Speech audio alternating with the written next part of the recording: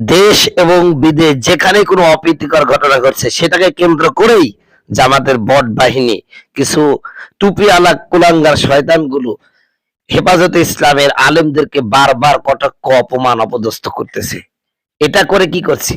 এটা করে কি তোদের ভোট ব্যাংক বাড়তেছে? বরং আরো কমতেছে। তোরা মনে রাখিস, যতদিন পর্যন্ত কওমি আলেমদেরকে প্রাপ্ত সম্মান না দিবি ততদিন পর্যন্ত এদেশে তোরা জীবনও ক্ষমতা আসতে পারবি না। কথাটা লিখে রাখবি আদবের বাচ্চাগুলো। গতকালকে দেখেছেন ঢাকা বিশ্ববিদ্যালয়ের জগন্নাথ হলের সামনে হাজার হাজার আলেমদের উস্তাদ আমার উলামায়ে কেরামদের দাড়ি টুপি দিয়ে রাজাকারের ছবি ওখানকে তার উপর দিয়ে পা দিয়ে হেঁটে গেছে। নাউজুবিল্লাহ জোরে কন। এরা যারা এরকম ভাবে আলেমদেরকে जो शख्स निकाह के बाद पैदा होते हैं वो आलिम को इज्जत करते हैं और जो निकाह के पहले पैदा होते हैं वो आलिम को बेइज्जत करते हैं।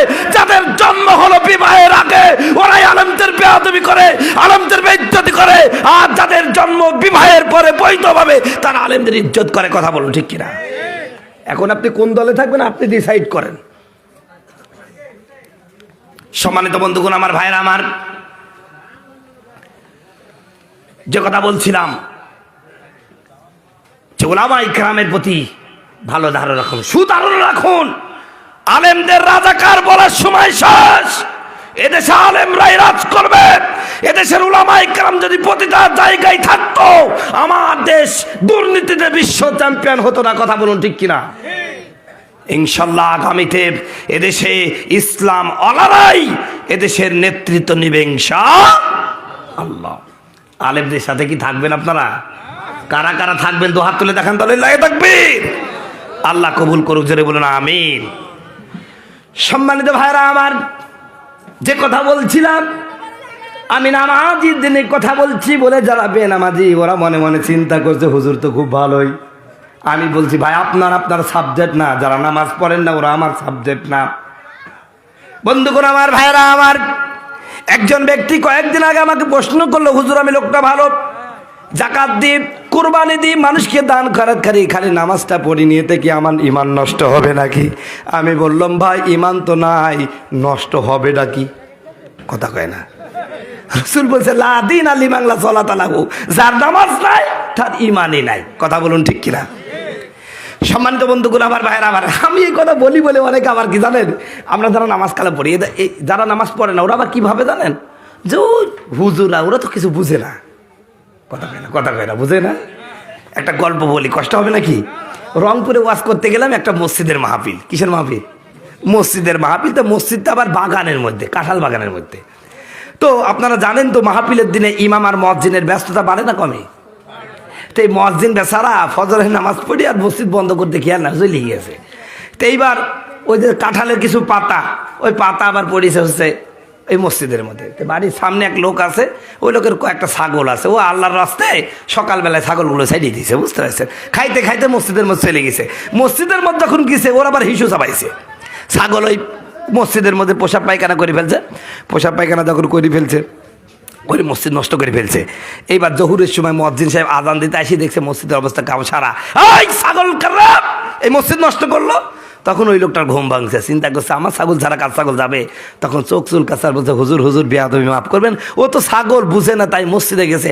আপনি আমার কি কোনোদিন মসজিদ আসতে দেখেছেন? ছাগল বুঝে না এই জন্য মসজিদে, ও তো বুঝে এই জন্য ও মসজিদে যায় না। কথা বুঝতে পারছেন? এইরকম বুদ্ধিজীবী নামক শয়তান আমাদের সমাজে আছে কি নাই? জোরে বলে আছে কি নাই? শয়তানি করো, মরার পর বুঝবা। আমরা হুজুরা তো বিপদে, তোমার মতন বেনামাজির লোকের ব্যাপারে রসুলের কাছে ভিত্তি করা লাগে। এই কবরে যাই কি বলতে হয়? বিসমিল্লাহ মিল্লাতি রাসূলিল্লাহ। এই আল্লাহর নবী এটা আপনার মিল্লাতে ছিল। আসলে কি ছিল? আরে যে রসুলের মিল্লাতে থেকে সে নামাজ কাজা করতে পারে, সে যাকাত দেবে না, হজ করবে না বলেন? সে তো ইসলামের প্রতিটা বিধান মানার কথা ছিল। কিন্তু তা না করে শেষ যেখানে অকাম কুকাম আছে ওখানকার হেডমাস্টার। কথা কয় না। আরে কত হাজি সাহেবও আছে, হজও করে, আবার মাহফিলের সভাপতি হয়, আবার অনেক সময় দেখা যায় বিভিন্ন জায়গায় বিভিন্ন প্রতিষ্ঠানের বিভিন্ন গান বাজনা বিভিন্ন জায়গায়ও সভাপতি হয়। কথা বলুন ঠিক কিনা? আছে কি নাই? নামের আগে দেখো আল্লাহ লেখা, তার মদের আসরে সে থাকে, শুধু ঘুষের হাজারি আছে যত অন্যায় একটু আধটু করে থাকে। এমন চরিত্রের মানুষ রূপী যারা, তাদেরকে কেমন লাগে বলেন? ভণ্ড ভণ্ড লাগে যে ওদের, ভণ্ড লাগে, ঠিক কিনা? সম্মানিত ভাইরা আমার, তো এইরকম নামাজ পড়ে আমরা আজকে হুজুররা বিপদে পড়ে মিথ্যা কথা বলতেছে, বিসমিল্লাহ আলা মিল্লাতি রাসূলিল্লাহ, অথচ জীবনে কিন্তু পশ্চিম দিকে সেজদা দেয়নি। কথা কয় না হুজুর। আমি আপনি একটা কায়দা করি, এরকম আমি দেখি যে কোন জায়গায় এরকম আছে, এই মাল যদি দেখি যে কোনোদিন সেজদা দেয়নি পশ্চিম দিকে, আমি বলি আল্লাহ এরাও ছাড়ছে না, আমিও পারছি না, আল্লাহু আকবার। কথা কয় না। এরপরে যে দোয়া আছে ওটা কি আর স্পষ্ট বলা লাগে ভাই?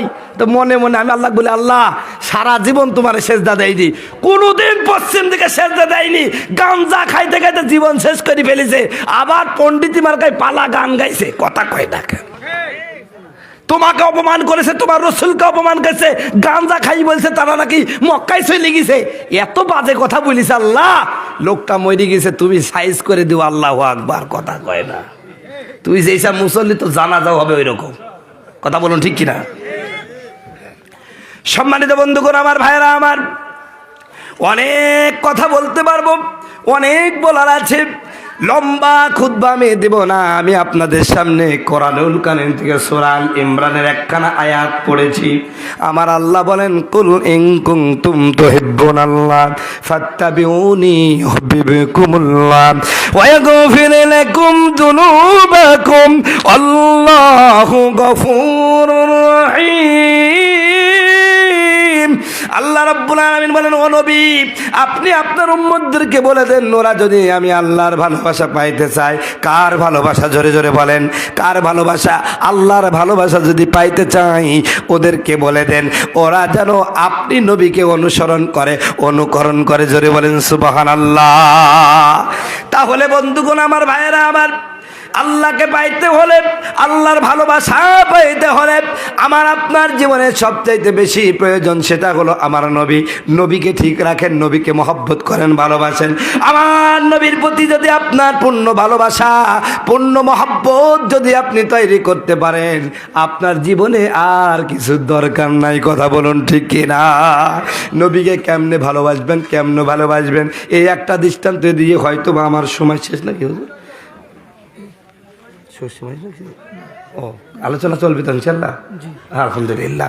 কতটুক আছে সময় থাকলে আমি সেই জন্য আগাবো আর কি ইনশাল্লাহ। তা আপনাদের কষ্ট হচ্ছে না তো ভাই? শুনেন, আমি কিন্তু এখানে যারা আছে সবাই আমার উস্তাদ। এখানে মুফতি আমিনুল ইসলাম সাহেবের আমি ছাত্র। কথা বুঝতে পারছেন? আপনাদের এই দিগলগঞ্জে আমি পড়াশোনা করেছি আজ থেকে কত বছর, 20 বছর আগে, 2003, 4, 5 এই 3 বছর আপনাদের এলাকার ভাত খেয়েছি। আর তখন থেকে আমার চেষ্টা ছিল যে আমি কোরআনের ময়দানে কথা বলবো। হুজুর আমার জন্য দোয়া করছে। আমি আগে মিলাদ পড়েছি, কত হুজুরের সাথে চলে গেছে। হুজুর আগেই বলতো যে তুই যাই শুরু কর, আমি আসতেছি। তাই আমি হুজুরের সাথে মিলাদ করতে করতে আজকে আপনাদের সামনে কোরআনের কথা বলা শিখেছি ইনশাল্লাহ।